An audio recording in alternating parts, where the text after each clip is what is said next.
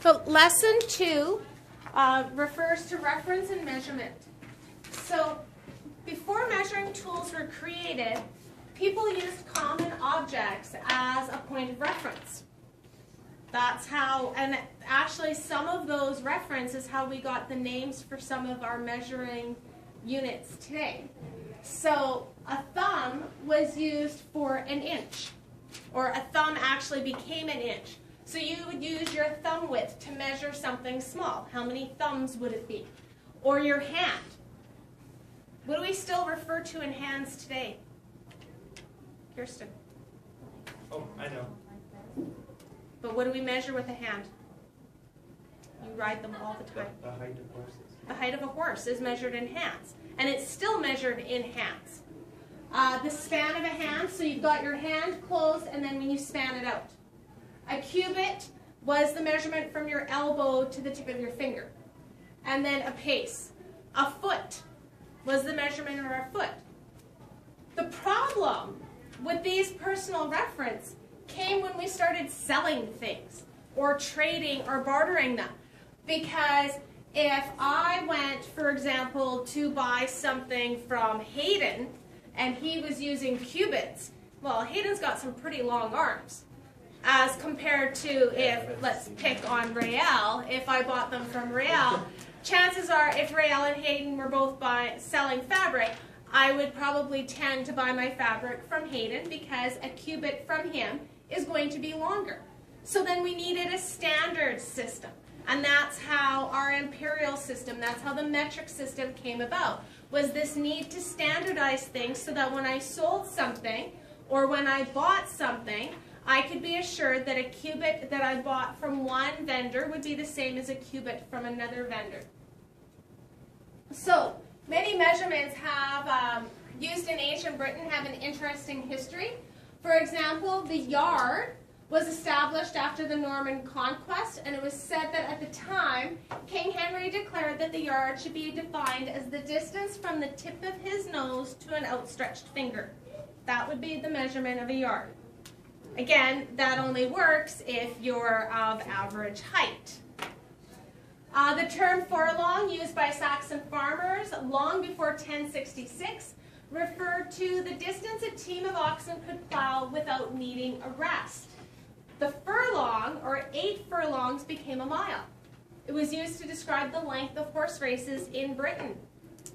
A rod meant a pole that had a length of about 11 cubits. A league, two of the most commonly, was a distance a person or a horse could walk in 1 hour, or about 3 miles. A chain is the length of a cricket pitch, and it is equivalent to about 4 rods. And the hand is the width of a clenched fist, and it's still used today to quantify the height of a horse. So if we look at class example number 1, of these reference mentioned above, what can I use to measure the length of a football field? Actually, looking at the ones that are way above. Not these ones, but these ones. How would I measure a football field? Pace. A pace.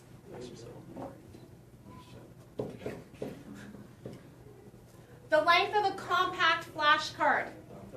A thumb. And the height of the horse, we've talked about twice already. A hand. So how can I estimate the perimeter of the base of a house using one of these references? What can I do?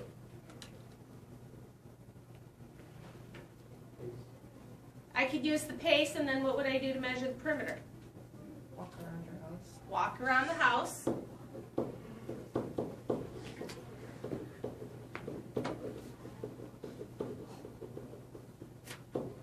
And we would be counting paces.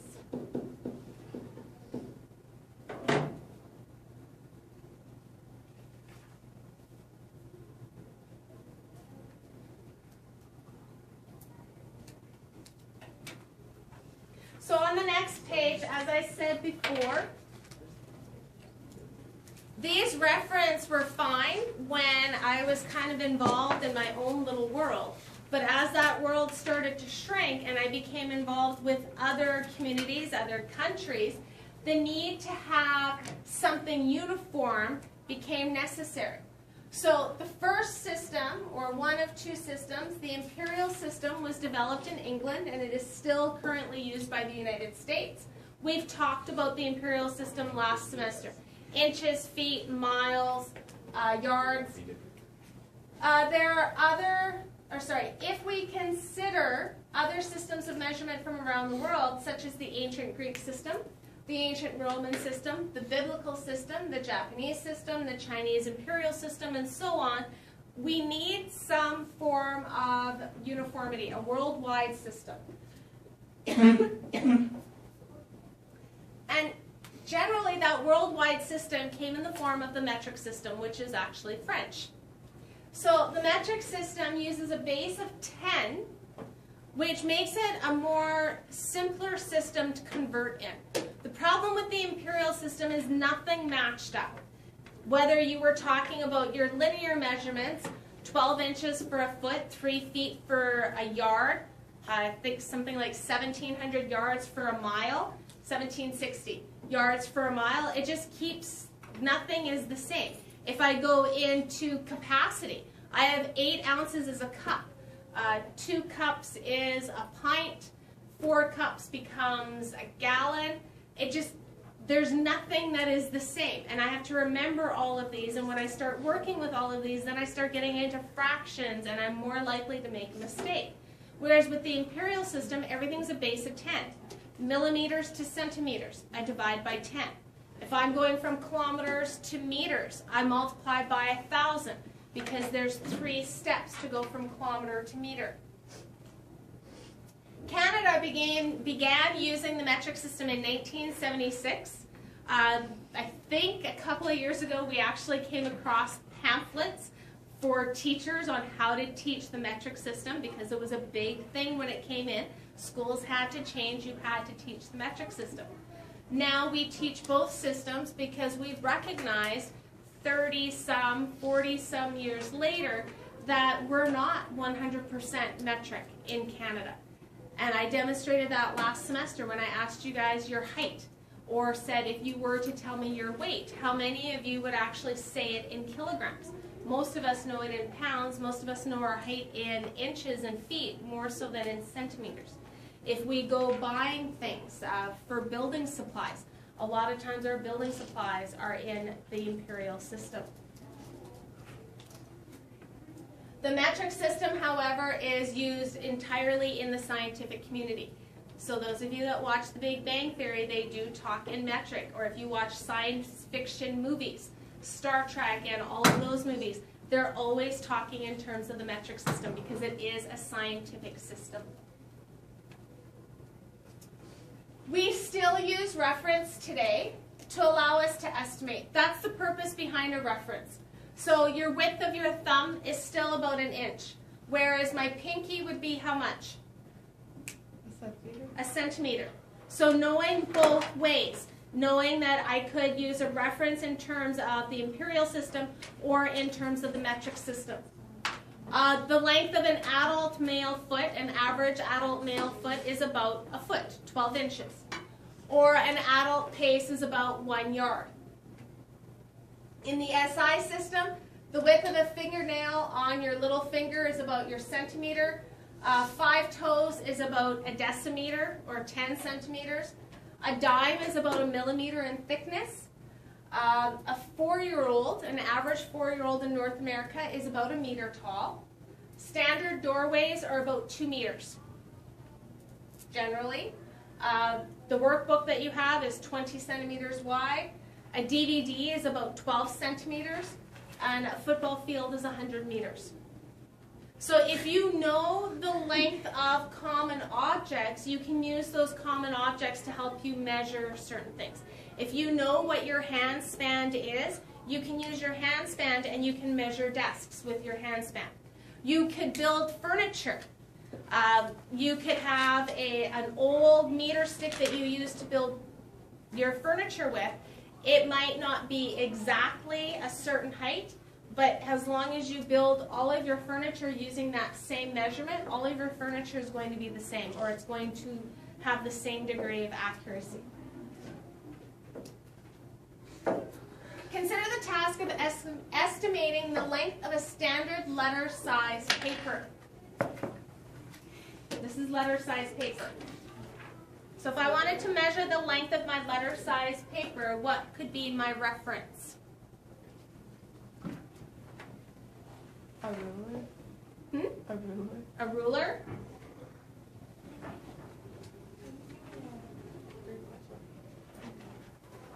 I want to use SIs. So if I look at my SIs up here, what can I use to measure that?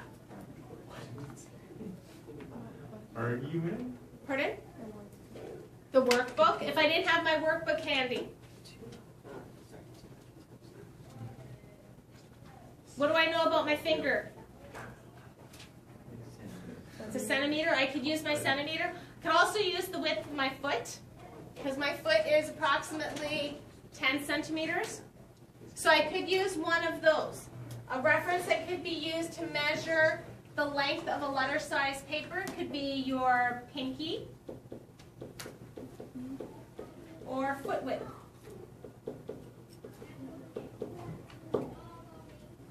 If I was going to measure this in imperial units, so inches, feet, all of that, what would I use this time?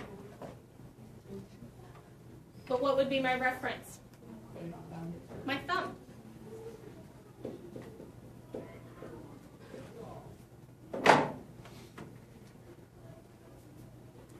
And then the part, explain the process of measuring the length in imperial units, I will let you fill that in on your own. Basically, you would lay your sheet flat and start at one end and just keep counting all the way through.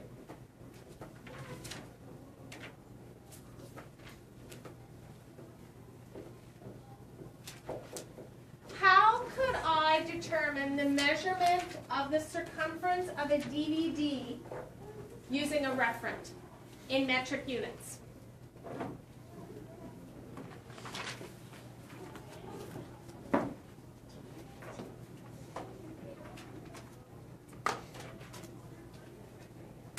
So how can I figure out the circumference of this? 5 times diameter. Okay. What's the problem with trying to find the diameter of this thing? Do you know where dead center is? No. So I guess I could try to find the diameter. How would I find the diameter?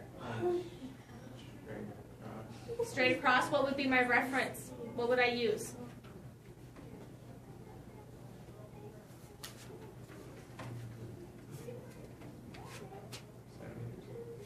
But I don't have a ruler. A reference means you don't have a measuring tool. I could use my finger. So I could use my pinky finger to determine the diameter. And then I could use my formula pi times diameter. The only problem is now I have to multiply by pi and I don't have my calculator handy. So what else could I use?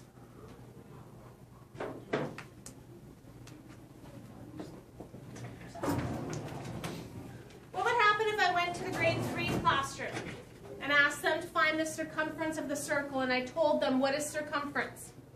Just measure around the outside. But how do I measure around the outside? I guess I could count. The only problem is it starts to become kind of hard as I go around because my finger slips. What else can I do?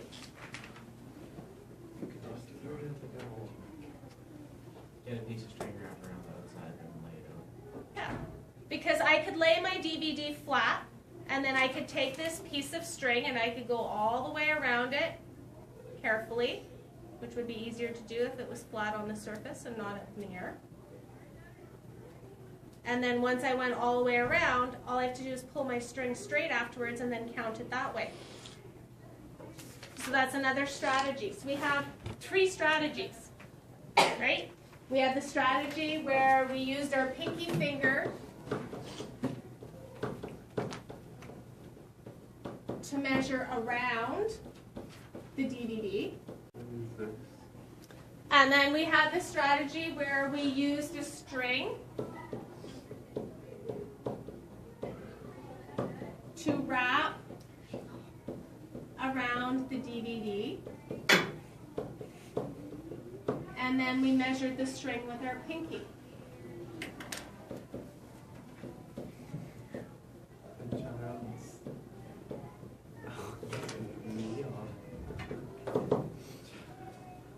It's getting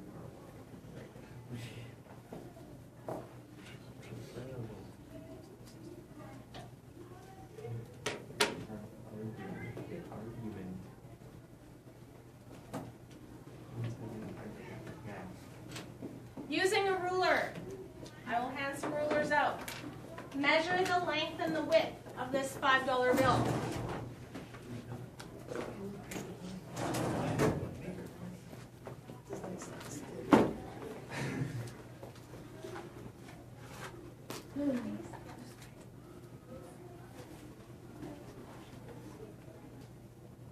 Seven and a half. 7.5 centimeters, okay.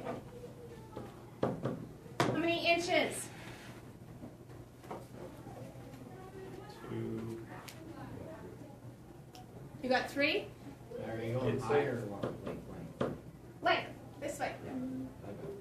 It's just Okay. This is a scale diagram of a Canadian $5 bill. It is a 1:2 scale image. So 1:2 scale image means 1 centimeter on the image is 2 centimeters in real life. So in real life, what is the actual length of my $5 bill? 15 What is that in inches? Verify this. Who has a $5 bill? You have a $5 bill, Eric? Yeah. Colin? Okay, measure it. Make sure to give it back, Jonathan, right? Colin, where did your money go? This goes here. Do that. So, Yeah, what's the 15 length? 15.2 centimeters. How many inches?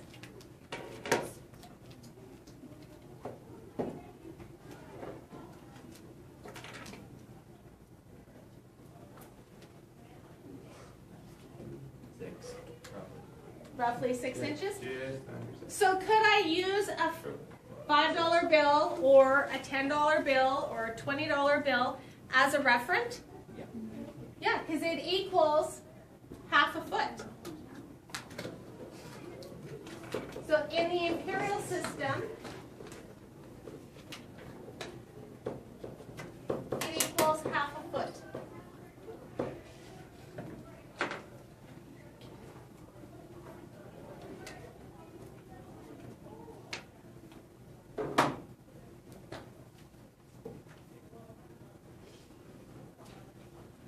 Stacy's asked to provide a reference for 1 kilometer. She couldn't think of anything that was 1 kilometer in length, so she used a smaller measure. What was the smaller measure that was referred to earlier in this lesson that she could start from? Pace. A pace? Cubic. Think imperial, or sorry, think metric. Meter. I really don't want to use my finger. There'll be a lot of counting. What page were we on? Page 125. Football field? Football field. What's a football field? CFL football field's about 100 meters. So if the CFL football field is about 100 meters, what's a kilometer going to be? I thought it was more than that. About a football field. Hmm? About a football field. I thought it was more than that. Oh no, No, about it's- 10 football fields. yeah. So 1 kilometer will equal 10 football field lengths. Okay. Okay, so your questions. Question number 3 and 8 to 15. which are not as bad as they seem. Go off.